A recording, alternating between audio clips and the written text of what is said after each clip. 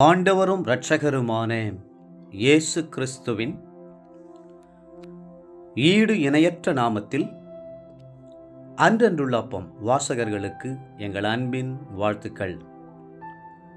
2024 ஆண்டு ஆகஸ்ட் மாதம் 24 தேதி சனிக்கிழமைக்குரிய தின தியானம்.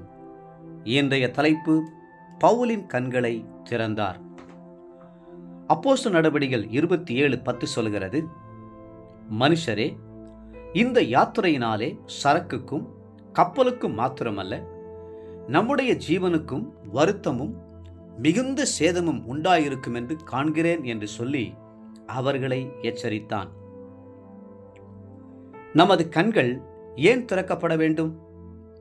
பவுலும் நூற்றுக்கு அதிபதியும் போர் வீரர்களும் இத்தாலி நகரமாகிய ரோமுக்கு புறப்பட்டு சென்றபோது கடுமையான காற்று கப்பலில் மோதியது.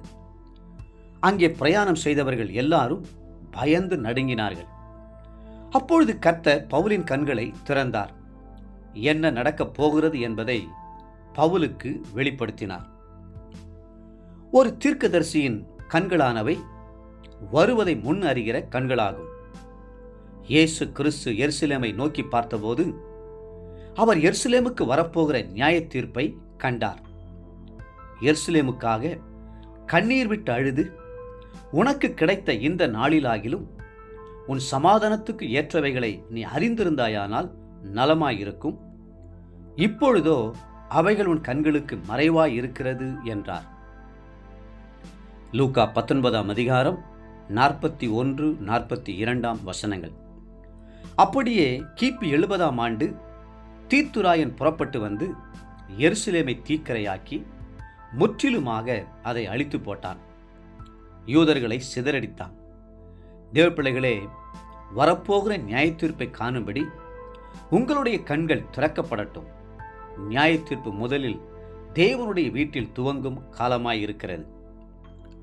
டைட்டானிக் என்ற ஒரு பெரிய கப்பலில் செல்வந்தர்கள் உல்லாசமாய் பயணித்துக் கொண்டிருந்த போது அந்த கப்பலின் முன்பகுதியில் உள்ள அதிகாரி கப்பலுக்கு எதிரே தூரத்தில் இருந்த பெரிய பனிப்பாறையை கண்டு நடுங்கினார். கப்பல் கேப்டனோடு தொலைபேசியில் தொடர்பு கொண்டு கப்பலை உடனே திருப்புங்கள் என்று அவசர செய்தியை அனுப்பினார்.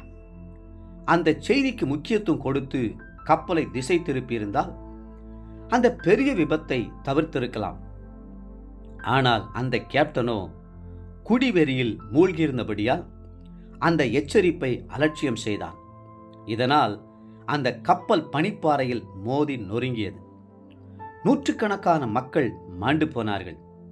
தேவ ஜனங்களுக்கு வரப்போகிற ஆபத்துக்களையும் பிரச்சனைகளையும் கர்த்தர் தம்முடைய ஊழியக்காரர்களாகிய தீர்க்கதரிசிகளுக்கு அறிவித்து எச்சரிக்கிறார். செவி கொடுக்க வேண்டியது நம்முடைய கடமை. அன்றைக்கு ஏவாள் பழத்தின் அழகை கண்டாள். சர்வம் கூறிய ஆசை வார்த்தைகளை கேட்டாள். ஆனால் அந்த பழத்துக்கு அப்பால் இருக்கிற தேவனுடைய நியாய தீர்ப்பை காண முடியாதபடி அவருடைய கண்கள் குருடாயிருந்தன. லோத்து சோதோம் கொமோராவின் நீர்வளத்தை கண்டாரே தவிர அது அக்கினிக்கு இரையாக வைக்கப்பட்டிருக்கிறது, அழிக்கப்பட போகிறது என்பதை காணவில்லை. யூதாஸ் காரியோத்தின் கண்கள் 30 வெள்ளிக்காசுகளை மேன்மையுள்ளதாய் கண்டதே தவிர அந்த பணத்தின் விளைவாக தான் நாண்டு கொண்டு சாகப்போவதை காணவில்லை. தேவப்பிள்ளைகளே, உங்களுடைய ஆவிக்குரிய கண்கள் திறக்கப்பட்டால் நலமாயிருக்கும். வருங்காலத்தை அறிந்து கொள்ளும் தீர்க்க தரிசன கண்களை கர்த்தரிடத்தில் மன்றாடி பெற்றுக்கொள்ளுங்கள். இன்றைய நினைவிற்கு 119 சங்கீதம் 67 வசனம். நான் உபத்திரவப்படுவதற்கு முன் வழி தப்பி நடந்தேன், இப்பொழுதோ உம்முடைய வார்த்தையை காத்து நடக்கிறேன். இன்றைய வேத வாசிப்பு காலை சங்கீதம் 116, 117 மற்றும் 118 சங்கீதங்கள். மாலை 1 கொரிந்தியர் 7 1-19 வசனம் முடிய. அன்புக்குரிய அன்றன்றுள்ள அப்பம் வாசகர்களே, மீண்டும் உங்களை வாழ்த்துகிறோம். வரப்போகிற காரியங்களை குறித்து உங்கள் கண்கள் திறக்கப்படட்டும். கர்த்தருடைய வருகைக்கு ஆயத்தப்படுங்கள்.